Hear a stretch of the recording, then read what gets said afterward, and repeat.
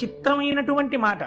వేదము శబ్ద ప్రమాణమై మనకి ధర్మాన్ని బోధ చేస్తోంది. వేదం అంతా ఏం బోధ చేస్తుంది అంటే ధర్మమే. అందుకే వేదము మారితే దేనిగా మారింది అంటే రామాయణంలో చెప్పారు.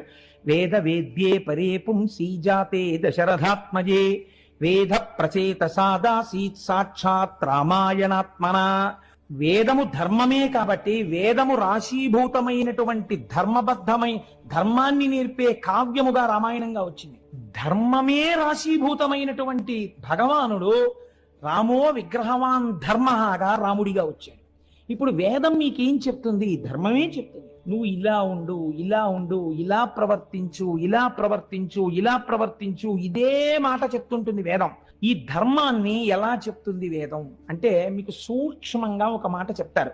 పెద్దలు ఏమంటారంటే, అంటే ఇప్పుడంటే లోకంలో కొంచెం ఆ మాటలు లుప్తమైపోతున్నాయి. పూర్వకాలంలో పెద్దలు ఎవరి దగ్గరికైనా మనం వెడితే, నాయన నీ ఇష్టాపూర్తములు జరుగుచున్నవా అని అడిగేవారు. ఇది సాధారణంగా గురువులు శిష్యుడు ఒక నెలలో 2 నెలల్లో కనపడితే గురువు శిష్యుడిని అడుగుతాడు, ఏమయ్యా నీ ఇష్టాపూర్తములు నడుస్తున్నాయా అని అడుగుతాడు. ఇష్టాపూర్తములు నడుస్తున్నాయా అంటే ఏమిటండి అంటాం మనం.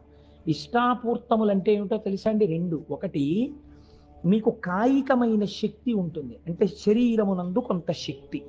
ఈ శక్తితో ఏం చెయ్యమని శాస్త్రం చెప్పిందంటే మీరు ఈశ్వర సేవ చెయ్యమని చెప్పింది. నేను ఆర్టీసీలో పనిచేసే ఒక గౌరవప్రదమైన ఉద్యోగి వెంకటనగర్ శివాలయంలో చీపురు పట్టుకు తుడుస్తూ ఉంటారు, నేను చూస్తూ ఉంటాను. అప్పర్ చేసేవారు. ఇది మీకు ఎదర శివమహాపురాణంలో వస్తుంది, ప్రియ పురాణంలోంచి. మీ శరీరములో ఉన్న బలం బతికున్న దగ్గర నుంచి చచ్చిపోయే వరకు నా వాళ్ళనుకున్న మీ వాళ్ళ కోసమే కాదు, ఏదో ఒక సేవకు ఉపయోగపడాలి. ఈశ్వరుడి యొక్క వాహనం వెళ్ళిపోతుంటే మీరు వెళ్ళి అడగాలి. వాళ్ళు చీ అన్నా పర్వాలేదు, అయ్యా ఒక్కసారి వహిస్తానని అడగాలి. వాళ్ళు ఇస్తే వెంటనే భుజాన్ని పట్టాలి. శరీరము దానికి ఉపయోగపడాలి. మీరు ఎక్కడికైనా వెడితే ఓసారి దేవాలయాన్ని తుడవాలి. మీరు ఎదర భస్మం గురించి చెప్పినప్పుడు బ్రహ్మోత్తర ఖండంలో విందురు కానీ, స్కాంద పురాణం బ్రహ్మోత్తర ఖండంలోంచి అనుసంధానం చేస్తాను, అక్కడ విందురు కానీ. ఎందుకంటే పేరుకి శివమహాపురాణం అంటున్నారు కానీ నేను శివాష్టోత్తరం, పెరియ పురాణం, శివమహాపురాణం ఎన్నింటినో అనుసంధానం చేస్తున్నాను. మళ్ళీ ఇందులో తెలుగులో చేయబడినటువంటి సాధికారికమైనటువంటి శివమహాపురాణాన్ని కొంత సమన్వయం చేస్తున్నాను. కాబట్టి అంటే ఇదంతా నా ప్రజ్ఞాన్ని నేను చెప్పట్లేదు, అదొక ఈశ్వరానుగ్రహం అని చెప్తున్నాను. మీ వంటి పెద్దలు కూర్చోవడం వల్ల ఈశ్వరుడు నాతో పలికించుకుంటాడు. కాబట్టి ఇష్టాపూర్తములు అంటే మీ కాయికమైన శక్తిని ఈశ్వరుడి కొరకు ఉపయోగించుట. మీరు కొంత ద్రవ్యాన్ని ఆర్జించారు. ఈ ద్రవ్యాన్ని ఆర్జించినప్పుడు ఈ ద్రవ్యంలో కొంత భాగాన్ని మీ శక్తి మేరకు ఈశ్వరార్చనలో మీరు ఉపయోగించి తీరాలి. లేకపోతే ఉత్తరగతులు ఎక్కడి నుంచి వస్తాయి? మీరు మీ సంసారం కోసం ఖర్చు పెట్టింది 0, మీకే ఫలితాన్ని ఇవ్వదు. అది మీ ధర్మం, అంతే. ఖర్చు పెట్టారు. మీరు హుండీలో వేసిన రూపాయి మీకు ఉత్తమ లోకాలని నిర్ణయం చేస్తుంది. మీరు అయ్యప్ప స్వామి గుళ్ళో రూపాయి వేశారనుకోండి, ఓ నియమం పెట్టుకున్నారనుకోండి. ఒకటి ఉదాహరణకి చెప్తున్నాను. నేను 40 రోజులు శివమహాపురాణం వింటూ ప్రతిరోజు ఓ రూపాయి హుండీలో వేస్తాను అనో నిర్ణయం పెట్టుకున్నారనుకోండి. ఈ హుండీ తెరిచి చూసి దీంట్లో రేపొద్దున్న ఇక్కడ అయ్యప్ప స్వాములు అందరూ పూజలు చేస్తారు. స్వామివారి దగ్గర బోల్డ్ అన్ని జ్యోతులు వెలిగించినప్పుడు ఒత్తులు కొన్న దాంట్లో మీ రూపాయి వెళ్ళింది అనుకోండి. ఆ రూపాయితో వెలిగినటువంటి దీపం ఉత్తరోత్తర జన్మలలో ఎక్కడ మిమ్మల్ని రక్షిస్తుందో మీకు తెలియదు, ఎక్కడి నుంచి వచ్చిందో ఈ పుణ్యం, కానీ కాపాడేస్తుంది. మీ ద్రవ్యంలోంచి ప్రయత్నపూర్వకంగా మీరు ఖర్చు పెట్టాలి. ఇది స్థాయిని బట్టి ఉంటుంది. ఒక మహాత్ముడు దేవాలయ నిర్మాణం చేయగలిగినటువంటి వాడై ఉంటాడు, వేరొక మహాత్ముడు ఒక రూపాయి హుండీలో వేయగలిగిన వాడై ఉంటాడు, వేరొక మహాత్ముడు ఏదో ఒక సేవకి కొంత డబ్బు కట్టి సేవ చేసుకోగలిగిన వాడై ఉంటాడు. దీన్ని ఇష్ట అంటారు. అంటే ద్రవ్యమును, కాయికమైనటువంటి శక్తిని ఈశ్వరుని యొక్క అనుగ్రహము కొరకు వెచ్చించుట. ఇది చేస్తున్నావా? గురువు శిష్యుణ్ణి అడుగుతాడు, నీ ద్రవ్యం దాచేసుకోవడమేనా? నువ్వు కూడా అలా ఖర్చు పెడుతున్నావా? అందుకే గురువుగారు ఫ్రీగా కూర్చోకూడదు పూజకి. ఎప్పుడు చెప్పిన గురువుగారు కూడా డబ్బు కట్టాలి, లేకపోతే ఇంకెందుకు ఆ గురువు బరువు? తనకి ఫ్రీయా, మిగిలిన వాళ్ళు డబ్బులు కట్టాలా? ఇంకెందుకు? తను కూర్చుంటే తను కట్టాలంతే. కాబట్టి ఇష్ట, దీన్ని ఇష్టం అంటారు. రెండవది పూర్తము. పూర్తం అంటే ఏంటో తెలుసా అండి? మీకు అటువంటి అర్హత శరీరములో ఇయ్యబడితే ప్రయత్నపూర్వకంగా మీరు ఒక చోట కూర్చుని, అయ్యా నేను హవిస్సు వేస్తానండి అగ్నిహోత్రంలో అని అడగాలి, నేను ఒక సమిధ వేస్తానండి అని అడగాలి. నేను చూపించాను, నాతో కామకోటి పీఠానికి వచ్చిన వాళ్ళకి నేను చూపించాను. చూడండి, శివుడికి అర్చన జరుగుతుంటే సాయంకాలం జరగబోయే అర్చనకి అక్కడ ఒక బ్రహ్మచారి కూర్చుని అన్ని దళాలకి మూడాకులు ఉండేటట్టుగా జాగ్రత్తగా దళాల్ని కత్తిరించి ఓ పళ్ళెంలో పెడుతున్నాడు. అదొక సేవ. అలా మీరు ఒక అగ్ని కార్యం చెయ్యాలి, మీరు ఒక హోమం చెయ్యాలి. రేపు సుబ్రహ్మణ్య హోమం జరుగుతుంది. మీకు చెయ్యడం చేత కాకపోవచ్చు, మీ ద్రవ్యం వేసి మీరు ఆచార్యముఖేనా అని కూర్చోవాలి. కూర్చుంటే ఇప్పుడు ఆచార్యులు చేస్తారు, కానీ ఎవరికి ఆ ఫలితం? మీకే. అప్లికేషన్ రాసిన వాడు ఎవరైనా సంతకం పెట్టిన వాడికే చెక్ వస్తుంది. అలా ఫలితం మీకే వస్తుంది. కాబట్టి పూర్తము, ఈ రెండు మీరు చేసి తీరాలి. ఇది పరమధర్మము మనుష్య జన్మకి. ఈ రెండు చేయకపోతే మీ ధర్మాన్ని మీరు విస్మరించినట్టు. డబ్బు దేనికి? దాచుకోవడానికి. శక్తి దేనికి? ఇంట్లో వాడుకోవడానికి. ఇంకా ఎక్కువైపోయి డాక్టర్ గారు చాలా ఎక్కువైపోతోంది నీలో శక్తి అంటే మార్నింగ్ వాక్ ప్రయత్నపూర్వకంగా రోడ్ల మీద బడి తిరిగి తగ్గించుకోవడానికి. అంటే నేను తిరిగే వాళ్ళందరినీ తప్పు పట్టట్లేదు, వాళ్ళు మహాత్ములై ఉండి ఉండవచ్చు. వాళ్ళని నేను ఒకవేళ వాళ్ళు ఏమో ఎటువంటి భావనతో చేస్తున్నారో అది నేను తప్పు పట్టి మాట్లాడటలేదు. కనుక ఇష్టాపూర్తములు ఈ రెండూ చేయవలెను. ఈ రెండూ ధర్మ మార్గము వైపుకి మీ మనస్సుని శరీరాన్ని తిప్పుకోవడానికి మీరు ఉపయోగించుకుంటారు. It is a self check. మీకు మీరు, నా దగ్గర ఇంతుంది, ఒకవేళ గభాలన డాక్టర్ గారి దగ్గరికి వెళ్ళి ఒక 1000 రూపాయలు ఖర్చు పెట్టవలసి వస్తే నేను పెడతానా? పెట్టగలను. ఏం భగవంతుడి పేరు చెప్పేటప్పటికి ఎందుకు వెనకంజ వేస్తున్నాను? కాబట్టి నేను పెడతాను. మీకు మీరే న్యాయము. ఇది శాస్త్రం అంది ఇష్టాపూర్తములు. అలాగే మాట్లాడింది గురువు. అంతకన్నా మాట్లాడు. ఇష్టాపూర్తములను చేస్తున్నావా అని అడుగుతారు. ఈ రెండు చెయ్యడం వల్ల మీరు సోపానములను ఎక్కుతారు. దీన్నేనండి సంగీతంలో నాదోపాసన అని పిలిచారు. దీన్ని రాగాల ఆరోహణ అవరోహణైనది అంటారు. దేని వల్ల కింద పడ్డావో దాంతోనే పట్టుకుని పైకెక్కాలి.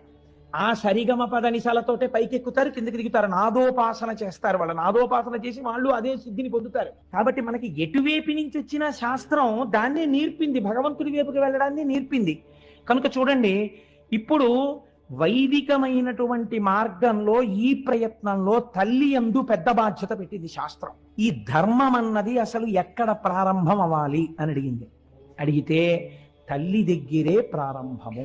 ఎందుకో తెలుసా అండి? నేను ఈ మాట ఎందుకు చెప్తున్నానో మీరు ఈ శ్లోకాన్ని అవధరించండి, మీకే అర్థమవుతుంది. శైశవేభ్యస్త విద్యానాం, చిన్నతనంలో శైశవంలో భగవంతుడన్న వాడొకడున్నాడన్న పూనిక పిల్లల యందు ఏర్పడేటట్టుగా విద్యాభ్యాసము జరిగి తీరవలెను. ఇది స్కూల్లో చెప్పరు ఇవాళ. వాళ్ళకి సిలబస్సు, పెద్ద బ్యాగు, ఓ పెద్ద ఏదో వాళ్ళ స్కూల్కి వీడు అడ్వర్టైజ్మెంట్కి పనికి వచ్చే వస్తువులా ఓ బ్యాడ్జీ పెట్టుకు తిరగాలి, ఎన్ని దిక్కుమాల అలంకారాలు చేసుకోవాలో స్కూల్కి వెళ్ళాలంటే. ఇవి వాళ్ళు నేర్పేది. మీరేం నేర్పాలి? మీరు పునరావృత్తి రహిత శాశ్వత శివ సాయుధ్య స్థితికి కావలసిన విద్య ఇంట్లో నేర్పాలి. అమ్మ చెప్పిన మాట బిడ్డడికి నాటుకున్నట్టు ఎవరు చెప్పినది నాటదు. మీరు జ్ఞాపకం పెట్టుకోండి. ఉపమన్యు ఆఖ్యానం ఇదే, ఎదర శివ మహాపురాణంలో వస్తుంది. అమ్మ ఒక మాట చెప్పింది అనుకోండి, వాడు బయటికి వెళ్ళి అంటాడు మా అమ్మ చెప్పింది ఇది నిజం అంటాడు. అమ్మ నేర్పాలి. నాన్న, ఈయన శంకరుడు, ఈయన నారాయణుడు, ఈవిడ లక్ష్మి, ఇది కనకధారా స్తోత్రం. ఏది చెప్పు? ఆపదామపహర్తారం దాతారం సర్వసంపదాం. చిన్నతనంలో 4 శ్లోకాలు నేర్పాలి. భగవద్భక్తి అలవాటు చెయ్యాలి. వాడికో పంచె కట్టుకోవడం నేర్పాలి. వాడికి దేవుడి దగ్గరికి వెళ్ళి నమస్కారం పెట్టడం నేర్పాలి. చిన్నతనంలో పూర్వం నాయనమ్మలు అమ్మమ్మలు పిల్లల్ని దగ్గర కూర్చోబెట్టుకుని జోదు పెట్టని గోవింద అని ఇలా పెట్టడం నేర్పేవారు. ఎవరైనా ఇంటికి వస్తే చూడండి మా మనవాడు ఎంత బాగా జోది పెడతాడో అని చెప్పి గోవిందా గోవింద అంటే వాడు ఇలా అంటుండేవాడు. ఇలా వాడికి తెలియకుండా అన్నది వాడి యొక్క బుద్ధి మార్చి వాడిని సక్రమ మార్గంలో తిప్పేది. మనం ఇవాళ టీవీ సీరియల్ వాడికి కూర్చోబెడతాం. ఏమిటి వస్తుంది వాడికి? బుద్ధి రమ్మంటే. కాబట్టి ధర్మమునకు ప్రాతిపదిక ఎక్కడ పడుతోంది?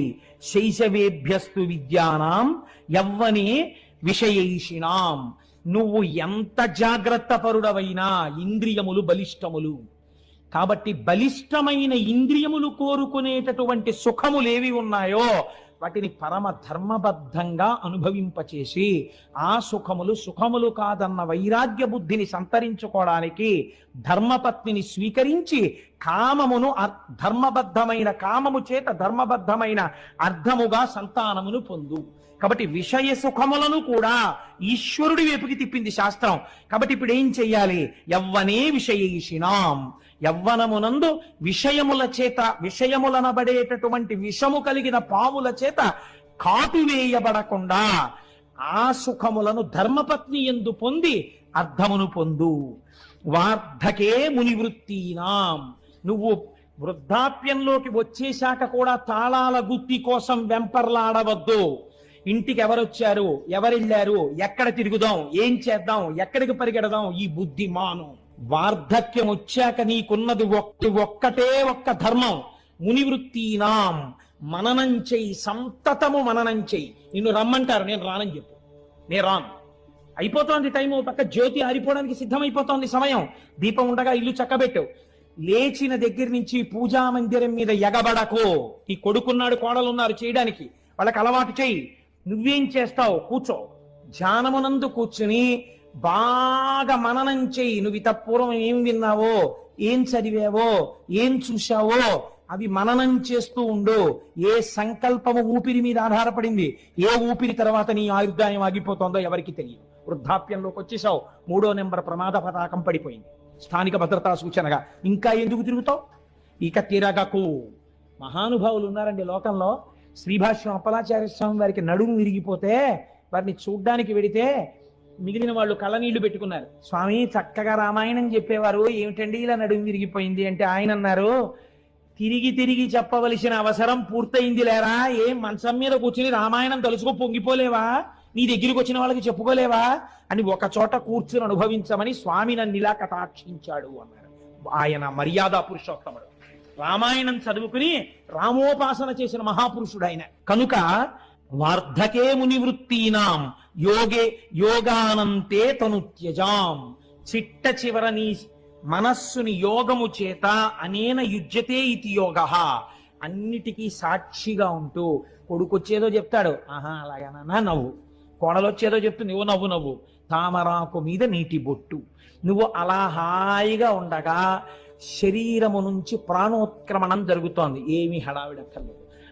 అవుతుందని చెప్పారు పెద్దలు, ఎన్ని మాటలు వినలేరు, ఎంతమంది వెళ్ళిపోలేదు. నా అదృష్టం, నేను ఇప్పుడు చూడబోతున్నాను. ఎవరిని చూడబోతున్నాను? మహాపురుషులైన వారందరూ శరీరాలు విడిచిపెట్టిన చోటు ఎక్కడుందో అక్కడికి వెళ్ళి నేను వారి దర్శనానికి వెళ్ళిపోతున్నాను. నేను ఏ పరమాత్మ పాదాలు పట్టుకున్నానో వాడిలోకి వెళ్ళిపోతున్నాను. కాబట్టి పడిపోతున్న శరీరాన్ని సాక్షిగా చూస్తూ నువ్వు ఆరాధించిన వాడిలో కలిసిపో.